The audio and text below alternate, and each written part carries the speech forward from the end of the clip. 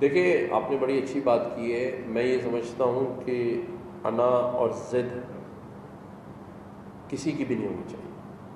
اگر کوئی بھی کردار، چاہے وہ 9 مئی کے ہوں یا 12 مئی کے، اگر کہیں پر کسی سے بھی غلطی ہوئی تو سب سے پہلے تو اسے اپنی قوم سے معافی مانگنی چاہیے، اپنے اللہ سے معافی مانگنی چاہیے. اور معافی مانگنے سے انسان کا قد بڑا ہوتا ہے. یہ کس نے بتا دیا ان کو کہ معافی مانگنے سے انسان چھوٹا ہو جاتا ہے؟ معافی تو اللہ تعالیٰ نے ایک ایسا عمل رکھا ہے جو دنیا میں مانگ لے گا اس کا اجر آخرت میں ملے گا اسے. آج ہم معافی کے نام کو بھی گالی بنانے جا رہے ہیں کہ کوئی کسی سے معافی مانگنے کو تیار نہیں. میں سمجھتا ہوں ہمیں اللہ کے حضور ہر ایک کو معافی مانگنی چاہیے جس سے بھی غلطی ہوئی ہے، اور پھر اپنی قوم سے معافی مانگنی چاہیے، اور پھر ایک ساتھ مل کر اس قوم کی، اس ملک وطن کی ترقی، خوشحالی کے لیے کام کرنا چاہیے.